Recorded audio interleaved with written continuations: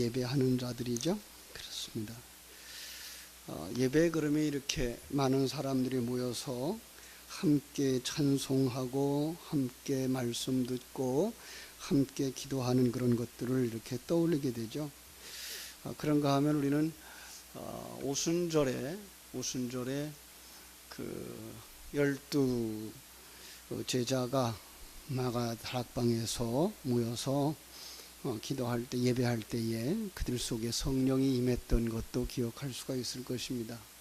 그런가 하면 우리의 선배들이죠. 믿음의 조상들, 그리고 자녀들까지 같이 가서 마루바닥에 무릎 꿇고 앉아서 예배했던 이런 모습들을 보면서 참, 예배 그렇게 했어. 그때 은혜 많이 받았어. 하나님의 말씀, 그 목사님의 설교에 큰 은혜들을 받았던 사람들, 그 예배를 통해서 우리가 바로 하나님과 하나 되어지는 그런 과정, 하나님과 하나됨, 이런 것들을 예배라고 말하고 살아갑니다. 그런데 시대가 참 많이 변했죠. 그죠? 컴퓨터 시대라고 하는 시대가 왔어요. 인공지능 시대.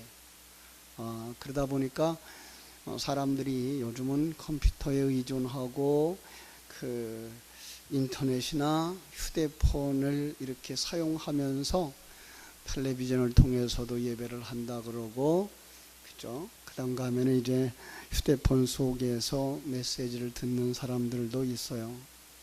뿐만 아니라 어떤 사람들은 그런데요. 목사님이 설교하면 그 시간에 예를 드는 예가 그게 맞나를 금세 그 예배당에 앉아서 그 휴대폰으로 검색을 하고 있는 그런 시대가 되어졌다 그래요. 참으로 발전한 시대. 우리 한 50년 동안의 변화는 지난 500년 동안의 변화를 했던 것보다 훨씬 더 많은 변화를 경험하고 있습니다. 이렇게 변화하는 시대에 변하지 않는 것이 있습니다. 바로 예배입니다. 그죠? 예배는 변할 수도 없고 그 본질은 변해서도 안 되는 것이죠. 그런데 이렇게 시대가 급격하게 변화되어져 가면서 우리는 나도 모르는 사이에 변화 속에 빠져들어가 있는 것을 보게 됩니다. 이렇게 변화하는 시대의 교회의 위상과 영향력, 그것은 정말 안타깝게도 너무나도 작아지고 있다는 것을 우리가 알 수 있습니다. 예배학자라고 하는 마르바돈이라는 사람이 그의 책에서 이런 얘기를 했어요. 오늘날의 문화가 모든 것을 무기력하게 만들었다. 참, 저는 그런 얘기를 하죠. 가시덩굴과 엉겅퀴 속에 떨어진 씨앗을 얘기할 때 바로 그 가시밭과 엉겅퀴는 창세기 3장의 타락한 땅에서 나오는 산물들, 결국은 타락한 인간이 만든 문화와 문명이 성실한 그 진실한 하나님 앞에 예배하는 것들을 회방하고 있다라고 얘기를 했어요. 마찬가지예요. 오늘날 이 문화가, 문명이 발달되고 과학이 발달되고, 그래서 참으로 하나님 앞에 기도하고 하나님의 뜻을 따라서 생명을 살고 죽는 것을 느끼며 여기며 살던 사람들이 이제는 약품을 사용하고 수술을 하고 하면 생명이 연장되는 이런 시대 속에 살면서 어디까지 생각하는가 하면 사람이 혹 죽지 않고 영원히 살도록 만들어져 가는 시대가 올 것은 아닐까라는 생각까지 하게 된다는 거죠. 지금은 뇌병을 치료하지 못하지만 몇 년 후에는 뇌병을 치료할 만한 의학이 발달될 수 있을 거야. 그래서 요즘 냉동인간들이 되는 사람들 있죠. 자기를 냉동시켜요. 그리고 50년 후에 100년 후에 다시 살리는 것까지 비용을 다 지불하고 냉동실에 들어가요. 그렇죠? 그냥 못 깨어나면 말고 깨어나면 그때 누군가가 나를 치료해줘서 내가 그 시대를 살 수 있을 건 아닐까. 이런 것 때문에 하나님의 절대 주권에 대한 생각들보다는 우리가 어떻게 하면 더 영위할 수 있는 것은 아닐까라는 이런 생각을 하게 되는 거예요. 현대인들이 경험하는 이 문화, 정말 예배를 무기력하게 만들어가고 있어요. 그래서 예배들이 점점 소홀해져 가고 있는 시대에 살아가고 있습니다. 향락을 추구하는 문화, 그죠? 하나님의 말씀에 대한 성도들의 관심과 그 정신을 빼앗아가 버려요. 전통적 가치 체계를 벗어나서 포스트 모더니즘 세대로, 그리고 종교는 다원주의 시대로 향하여 달려가고 있는 거예요. 참 안타까운 거죠, 그죠? 여기에 그 옥스퍼드 대학의 출판사에서 이 데이빗 바레트라고 하는 사람이 최근에 통계를 이렇게 제출했는데, 크리스천이기를 포기하는 사람들이 점점 늘어나고 있다 그래요. 요거 2011년도인데 북미 유럽에서 1년에 276만 5천 명이나 예배 출석을 하지 않는 사람이 되어졌대. 그래, 예배 출석하는 사람들 숫자가 이렇게 줄어드는 거예요. 이걸 한번 52주로 분산을 해봤더니 한 주간에 5만 3천 명씩 교회를 안 나가는 사람이 생겨난 거예요. 여러분, 이거는 먼 나라 사람 얘기가 아니고요, 우리가 살고 있는 오늘 이 시대의 사람들이라는 거예요. 참으로 엄청난 변화 속에 살아가고 있는 이때에 예배가 뭐냐를 우리는 정리하지 않으면 안 돼요. 예배가 뭐냐, 그죠? 여러분, 예배가 뭐예요? 우리는 예배가 뭐냐, 동양적인 사고를 가지고 말하면 예의를 갖추어서 하나님께 드리는 공동체적인 행위, 이렇게. 그러니까 하나님의 백성들이 하나님 앞에 예의를 갖추어서 하나님께 드리는 공동체적인 행위가 예배다라고 생각을 하게 된 거예요. 그렇죠? 그런가 하면 예수를 통한 하나님의 구원 행위와 여기에 대한 인간의 응답, 그리고 말씀을 통한 하나님과의 깊은 대화, 그 속에서, 삶 속에서 일어나는 감사와 찬양이 중심이 되어져야 된다. 그래서 우리는 예배가, 여기 나와 드리는 이 예배도 중요해요. 그죠?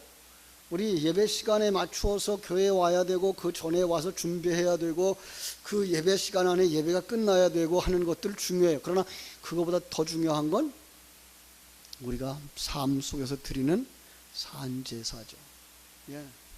그것이 예배가 되어져야 되는, 그 속에서 하나님과의 만남이 있고 그 속에서 하나님에 대한 감사가 있을 때 우리는 그 감동들을 가지고 나와서, 나 이렇게 감동적인 시간을 가졌어, 나 이런 말씀에 이렇게 은혜를 받았어, 그게 뭐예요? 찬송, 하나님께 영광인 거죠. 이게 있어야 되는 거예요. 그러니까 삶 속에서 하나님과 함께하는 이 교제가 없으면 우리는 여기 와서 한 시간 앉았다 돌아가는 것이 일반적인 종교 행위에 그칠 수밖에 없다고 하는 거죠. 그죠? 참 안타까운 것이 아닐 수가 없어요. 자, 예배를 이제 회복해야 된다, 너구나 나나 이렇게 말하고 있어요. 그런데 어떻게 예배를 회복시켜야 될까? 우리가 정말로 예배다운 예배를 드려야 되겠다, 예배를 예배되게 해야 되겠다라는 생각을 할 때, 여러분, 예배가 뭘까요? 여러분은 어떤 예배를 드리고 싶으세요? 지금 그 7, 8월 휴가철을 이렇게 맞이하면서 계속 묵상하고 있는 게, 지금 우리 목사가 이게 예배입니다라고 말하고, 여러분이 이렇게 예배합시다, 이렇게 신앙생활 합시다 라는 이런 시대는 지나갔구나. 이제는 그렇다면 어떻게 할까요? 예배가 뭔지를 성도들에게 묻고 싶은 거예요. 그동안 여러분들이 배우고 익히고 말씀을 듣고 정보를 통해서 받아온 그 예배는 어떤 것일까? 그렇다면 그 속에서 나는 어떤 역할을 해야 될까? 이걸 성도들 스스로 고백하고 성도들 스스로 수렴해서 지켜가고 회복해 가야만 되지 않겠나, 이런 생각을 하게 돼요. 그래서 지금 기도하고 있어요. 어느 때부턴가는 우리가 바로 그러한 고민을 같이 나누는 그런 교회가 되지 않으면 교회가 그냥 종교 행위하는 시간으로 끝나버릴 수 있다는 거예요. 교회가 뭘까? 여러분들은 그동안에 가지고 있는 신앙생활의 경험들을 통해서 교회는 어떻게 되어져야 한다고 생각을 합니까? 예. 찬송은 어떻게 불러야 된다고 생각하며, 기도는 어떻게 해야 된다고 생각하며, 예. 나는 어떻게 신앙생활을 해야 되고, 어떻게 거기 참여해서 내가 드리는 예배가 되어져야 되고, 내가 다니는 교회, 내가 교회인 것이 되어져야 될까를 우리 같이 묵상하고 만들어서 그것을 하나의 지표로 삼고 지켜 행하려고 몸부림치는 교회가 되지 않으면 과연 교회가 앞으로 생존할 가능성이 있을까라는 생각을 하게 됩니다. 정말 예배를 회복시켜야 될 텐데, 그러기 위해서는 뭐 해야 돼요? 신령과 진리의 예배. 예. 그건 성령으로, 그건 말씀이에요.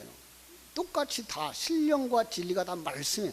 그러니까 말씀에 의한 예배. 그런데 불구하고 그 말씀 속에 뭐가 있어야 돼요? 하나님의 임재를 체험하는 예배가 되지 않으면 안 되는 거예요. 그 하나님과 함께하는 삶이 없는, 하나님이 함께하고 있다는 것을 느끼지 못하는 예배는 그건 그냥 행위일 뿐이에요. 종교 행위일 뿐이에요. 그러기 위해서 우리가 뭐 해야 돼요? 인간 존재 목적부터 회복해야 되는 거예요. 내가 왜 존재하지? 내가 왜 교회에 와 앉아있지? 하나님이 내게 직분을 주셨는데 이 직분의 목적이 뭐지? 이거 스스로 정립하셔야 돼요. 세상 사람들이 지금 교회를 향하여 지탄하고 있는 게 뭡니까? 목사가 어떻게 그럴 수가 있어? 또 바꿔 평신도들로 말하면 뭐야? 장로가 어떻게 그럴 수가 있어? 교회에서, 그러니까 세상에 우리 스스로가 생각하고 있는 집사의 역할이란, 왜 하나님이 교회 안에 장로님을 세웠으며, 왜 교회 안에 권사님을 세웠으며, 왜 교회 안에 전도사님을 세웠으며, 왜 교회 안에 목사님을 세웠는가를 스스로 점검하고 그 일을 위해서, 최소한도 그 일을 위해서, 그 이상의 것들 할 수 있겠지만 그 이상의 것은 둘째치고 자기의 역할만을 충성스럽게 감당해 나가기를 회복하지 않으면 예배는 그냥 앉았다 가는 종교 행위에 지나지 않는 거예요. 신앙생활은 이름만 가지고 형식만 갖춘 생명이 없고 능력이 없는 그런 예배와 교회와 성도들을 전락할 수밖에 없다는 거예요. 우리는 이거 반드시 점검하고 넘어가야 될 문제라고 생각을 합니다. 그래야만 뭐 할 수가 있어요? 정말 마음을 같이 해서 하나님 앞에 바른 예배, 하나님이 받으실 만한 예배를 드릴 수가 있게 되는 거죠. 예. 그리고 그 예배 중심의 삶을 살도록 훈련해야 돼요. 그러니까 오늘 교회 안에 앉았다가 돌아가는 것으로만 그 신앙생활이 아니라 그 자체, 가정생활, 직장생활, 자녀들과의 나눔, 그리고 우리 주일학교 학생들과의 나눔, 이 모든 것들이 뭐예요? 예배다라는 것을 깨달아 알고 살아갈 수 있는 삶. 그래야만, 그게 훈련이 되어져야만 정말로 예배다운 예배, 하나님이 받으시는 만한 그러한 예배가 되어질 줄로 믿습니다. 오늘 본문에 나오는 이 사마리아 수가성 여인은 정말로 파란만장한 삶을 살았던 여인이었습니다. 근데 예수님이 그를 찾아오십니다. 근데 이 여인은요, 그 예수님을 메시아로 보질 않아요. 어떤 못된 유대인 남자가 사마리아 여자에게 추파를 던진다라고 생각을 했을 거예요. 그래서 잘 대답하지 않죠. 그런데 그 대화와 깊은 대화 속에서 그들은 어디까지 들어갑니까? 메시아일지도 모르겠다라는 생각에 들어가고, 그 다음에 예배에 대한 이야기를 하면서 그 사람이 가지고 있었던 생각은 예배에 대한 장소의 개념이었어요. 그죠? 자, 우리들은 이 그리심산에서 예배하였는데 유대인들은 예루살렘에서 예배를 해야 된다라고 고집을 하니 어느 말이 맞습니까? 라고 묻는 거예요. 종교인들의 생각이죠. 종교인들의 생각은 하나님 앞에서 예배 드린다는 생각이 아니라 난 지금 어디에 와 있느냐가 중요한 거예요. 그죠? 참 우리 한국에 대단한 사람들이 많아요. 그 큰 교회 그 자랑스러워 하시는 목사님들 얘기가 우리 교회 장로는 주일날 예배를 드리기 위해서 제주도에서 비행기를 타고 와요. 매주마다 와요. 자랑하죠. 왜요? 제주도에는 하나님이 안 계셔요. 여러분, 우리는요, 이 교회가 중요하다, 저 교회가 중요하다, 물론 그걸 이제 예배 분위기나 주의 종들의 메시지에서 찾을 수 있습니다만, 중요한 건 내가 어디에서 누구에게 어떻게 하고 있는가, 정말 바른 예배를 하는 사람인가가 중요한 것이지 장소가 중요하지 않다는 거예요. 이 말은 하나님은 편재해 계신 하나님이라는 사실이에요. 예배당에 앉아서 요 자리에 앉아야만 은혜가 받는 사람들이 있어요. 그죠? 여러분, 예배당에 와서 싸움하는 사람들을 봤어요? 자리 때문에 싸움하는 사람들이에요. 그 자리에 누가 앉으면 큰일 나요. 왜? 거긴 내가 은혜 받는 자리가 돼서.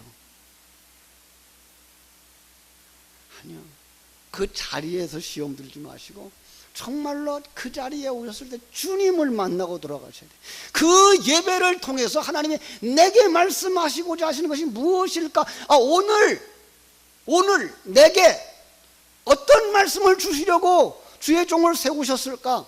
설교자를 세웠을까? 저 설교자를 그렇게 많은 시간들을 훈련시키고 경험시켜서 내게 내놓는 그 말씀은 나의 어느 부분을 지적하고 어느 부분을 격려하고 어느 부분에게 수술하자고 말씀하시는 걸까? 그 귀를 기울일 수 있는 사람들이 되셔야 되는 거예요. 목사님 또 했던 소리 또 하네. 그러면 끝났어요 벌써. 하나님이 오늘 내게 무엇인가를 깨쳐 주시기 위해서 주의 종에게 영향을 끼쳤고 주의 종의 입을 열고 저 입을 열어서 저 음성을 통해서 들려주시지만 저게 하나님께서 내게 주시는 말씀이야로 받아들일 수 있는 예배가 되어져야 그 예배를 통해서 은혜 받고 갈 수 있는 거예요. 예. 준비하고 온 사람은 똑같은 예배를 드리는데 거기서 은혜를 받고 돌아간다고요. 이게 중요한 거예요. 그래서 정말 우리는 그 훈련을 하지 않으면 안 되는 거예요. 그렇죠? 하나님은 정말 참된 예배자를 찾으시는 거예요. 그렇게 신령과 진정으로 하나님의 말씀을 사모하는, 세상 출세하는 방법이 아니고 세상 인간롭게 살아가는 방법이 아니고 정말 내 구원의 완성을 위하여서 하나님이 내게 주시고자 하는 그 생명의 양식, 그것이 무엇일까를 귀를 기울이고 듣고 행하려고 하는 그 마음의 중심을 가진 자를 찾으시는 거예요. 그런데 사람들이 타락해버렸어요. 안 들려요. 여러분, 우리는 아니겠지라고 생각하죠. 타락한 사람들, 그러면 저 교회 밖에 있는 사람들만 타락한 사람들이야 라고 생각하겠죠. 아니요, 우리 속에 근본이 죽었던 자들이, 타락했던 자들이, 타락했던 사람들은 믿음이 없어요. 생명이 없어요. 하나님과의 그 전선이 연결되어 있지를 않아요. 신념은 있어요. 제가 그러죠. 신념, 해 됩니다, 믿습니다, 할 수 있습니다 해요. 한다니까요. 전에 한번 영상을 본 게 생각이 나는데요. 그 유치원 학생들 발표회 때 높은 띵뛰기 하는 거 보신 적 있었죠? 뛰는데 허리까지밖에 안 올라가. 이게 안 올라가. 얘가 넘었는데 오늘은 더 긴장했는지 이게 안 넘어가네. 다시 뛰죠. 안 올라가. 그러니까 얘가 짜증도 나고 창피하기도 하고. 그런데 어떻게 하죠? 애들이 나와서 격려해. 넌 할 수 있어. 넌 충분히 넘었어. 예. 어떻게 됐죠?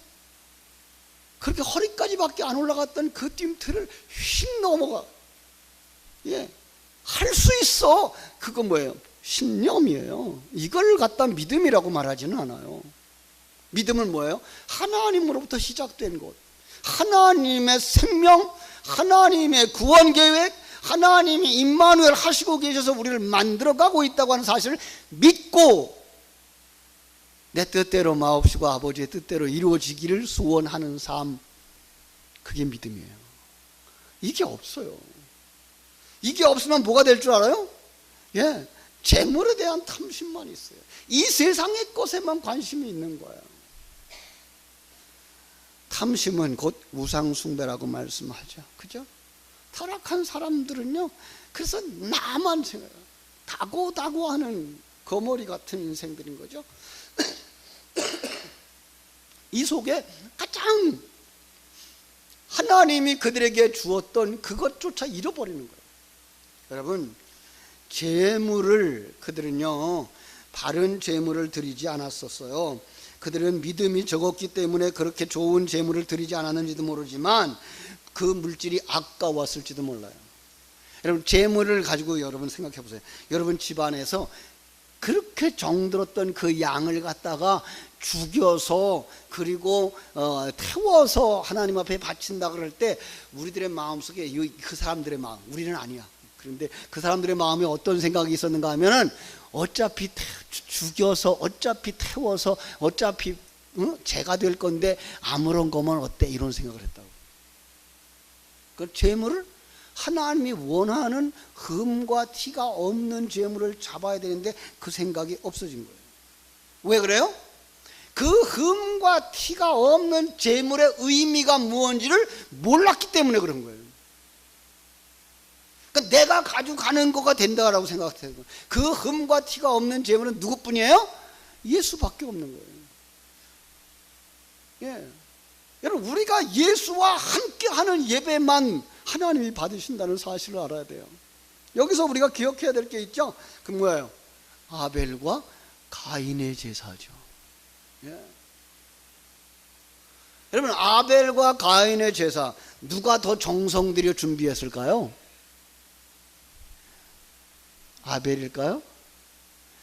가인은요 1년 동안 농사 지은 그 곡식 중에서 좋은 것 고르고 이것도 고르고 저것도 골라서 가지고 왔어요. 내가 이렇게 골라서 좋은 걸로 가져왔습니다. 하나님은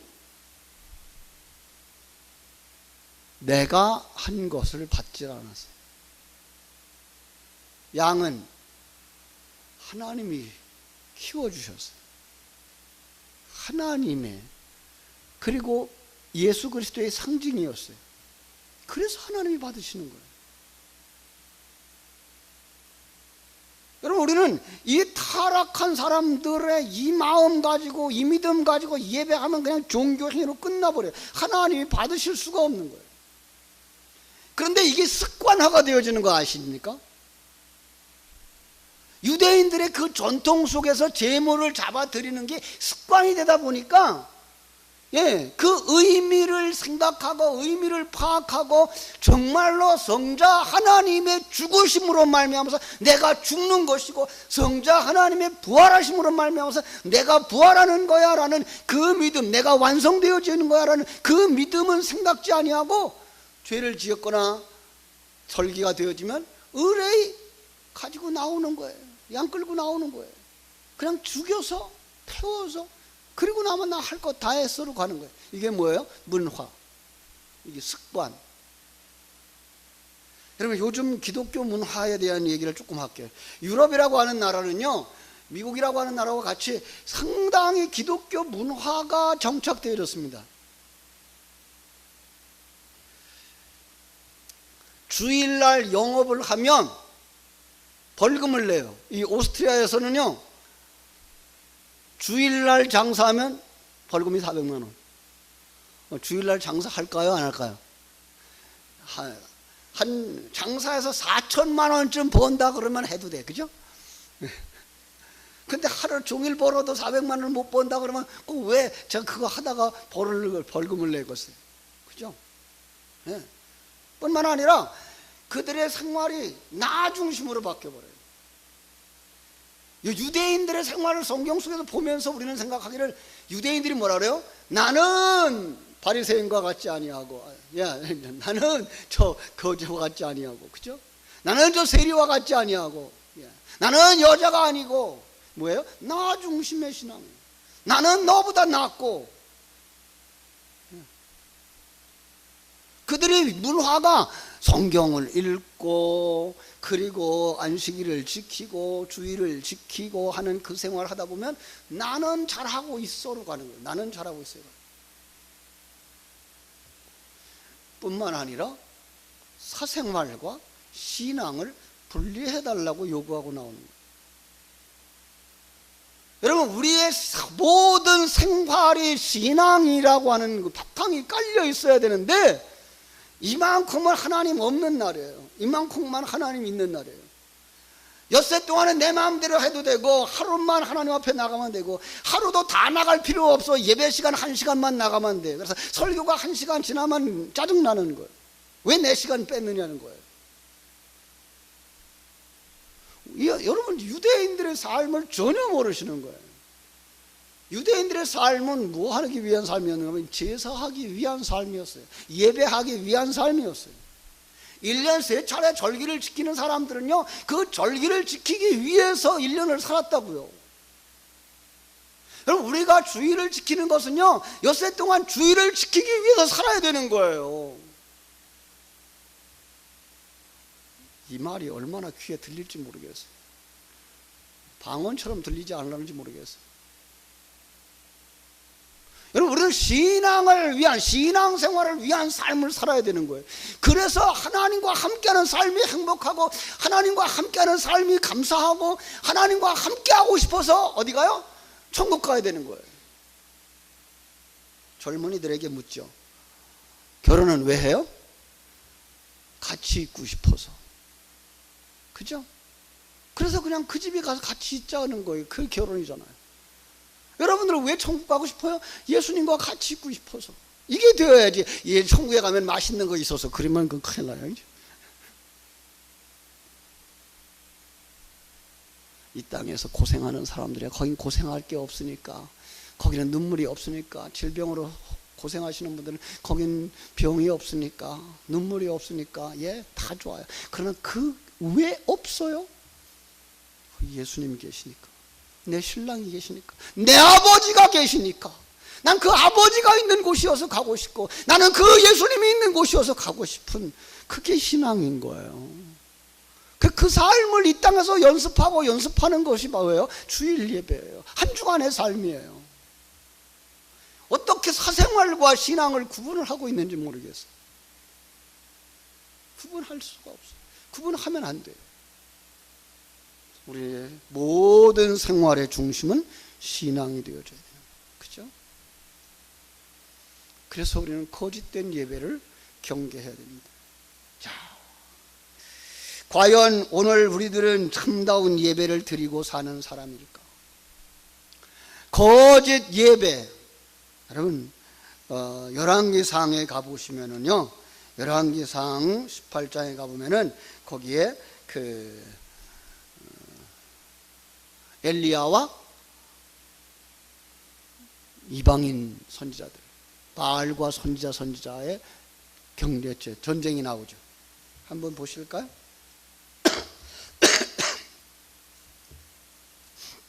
열왕기상 18장 쭉 보려 그러면은 길게 볼 수가 있겠습니다만은 25절부터 볼게요. 열왕기상 18장 25절. 엘리야가 바알의 선지자들에게 이르되 너희는 많으니 먼저 송아지 한 마리를 택하여 잡고 너의 신의 이름을 부르라. 그러나 불은 붙이지 말라. 그들이 받은 송아지를 가져다가 잡고 아침부터 낮까지 바알의 이름을 불러 이르되 바알이여 우리에게 응답하소서 하나 아무 소리도 없고 아무 응답하는 자도 없으므로 그들이 그 쌓은 제단 주에서 뛰놀더라. 정오에 이르러는 엘리야가 그들의 조롱하여 이르되 큰 소리로 부르라. 그는 신인즉 묵상하고 있든지 혹은 그가 잠깐 나갔든지 혹은 그가 길을 행하는지 혹은 그가 잠이 들어서 깨워야 할 것인지 하매 이에 그들이 큰 소리를 부르고 그들의 귀를 따라 피가 흐르기까지 칼과 창으로 그들의 몸을 상하게 하였더라. 그래도 뭐예요? 이같이 하여 정오가 지났고 그들이 미친 듯이 떠들어 저녁 소제를 드릴 때까지 이르렀으나 아무 소용도 없고 응답하는 자나 돌아보는 자가 아무도 없더라. 나 중심의 종교인들의 종교 행태, 그렇습니다.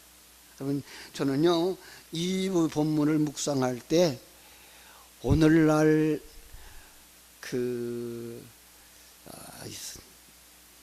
예배라고 하는, 가끔은 우리 젊은이들의 예배를 생각해 봐요. 찬양 소리가, 악기 소리가 예배당에 가득 차요. 몸을 흔들고 춤을 추는 이들의 모습들, 진정한 신앙의 모습일까? 바로 그들 신내림을 받기 위해서 뛰었던 그 바알 선지자들의 모습은 아닐까? 자기 몸을 해하기까지. 그런데도 하나님의 응답은 없어요. 이거 거짓 예배입니다. 형식과 전통에 그냥 묶여가는 겁니다. 생명이 없는 거예요. 주님을 만났어, 주님이 내게 이렇게 말씀하셨어, 이게 없는 거예요. 주님의 책망이 없는 거예요. 정말 전통은 그냥 형식에 따라서, 순서에 따라서 순서대로 지나가고 끝 나가는 거예요. 종교적이고 무속적이고 기복적이고. 그들에게 어떤 설교 해줘야 돼요? 듣기 좋은 설교. 아프게 하면 안 돼, 야단치면 안 돼. 여러분, 예수님이 이 세상에 오셔서 하신 설교의 내용들이 책망들이었을까요? 칭찬들이었을까요? 유대인들은 잘하고 있다고 생각하는 그것들을 계속 지탄했어요. 잘못하고 있기 때문에. 우리 속에 옛사람은 계속 잘못하는 쪽으로 가려고 그러기 때문에. 정말 우리 이 거짓 예배를 우리가 조심해야 돼요. 여기 빠져버리면 참다운 예배가 안 돼요. 제가 그런 얘기했어요. 예수님께서 제자들에게 칼을 준비해라 그랬어요. 칼. 2자루가 있어요. 2자루면 됩니까? 그래, 됐다. 예수님을 잡으러 오는 로마 군병들, 베드로가 칼을 들어서 쳤어요. 뭐가 잘라졌어요? 오른쪽 귀. 여러분, 오른쪽 귀가 잘라지면 바른 소리, 진리의 소리를 못 들어요.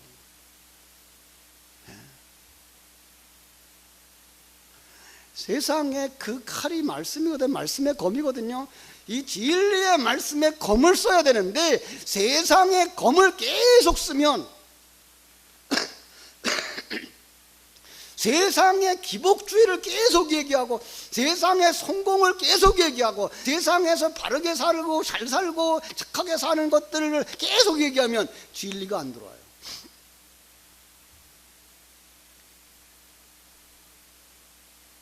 우리는요, 무엇을 먹느냐, 무엇을 말할 수가 있는 거예요. 무엇을 들었느냐, 무엇을 말할 수 있는 거예요. 정말로 하나님에 관하여서 계속 하나님을 묵상하고 그 생명을 묵상하고 그분이 내 안에서 일하고 있음을 묵상하고 그분을 찬송하고 그분의 일하심에 대해서 감사하고 그 소리를 들은 사람들이, 우리 자녀들이 그들의 삶 속에서 하나님의 일하심을 보게 되고 느끼게 되고 말하게 되는 거예요. 그래서 참된 예배자를 찾고 계셔요. 참된 예배를 우리가 찾아야 되죠. 정말 하나님 중심의 예배.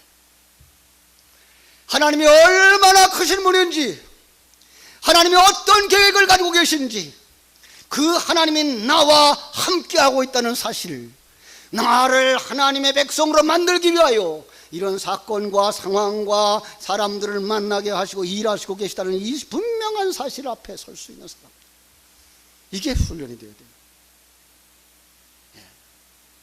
전쟁이 나도 누구에게 속한 거다? 하나님에게 속한 거다. 폭풍우가 불을 몰아치고 지진이 일어나도 누구에게 속한 거다? 하나님에게 속한 거다. 여러분, 그걸 볼 수 있어야 돼요. 내 삶의 어느 한순간도 하나님은 나를 떠난 적이 없다는 이 사실. 하나님이 나와 함께 하셔. 어떤 하나님? 전능하신 하나님, 창조주, 섭리자, 경륜자, 나를 사랑하시는, 나를 만드시는, 나를 완성시킬 그 하나님이.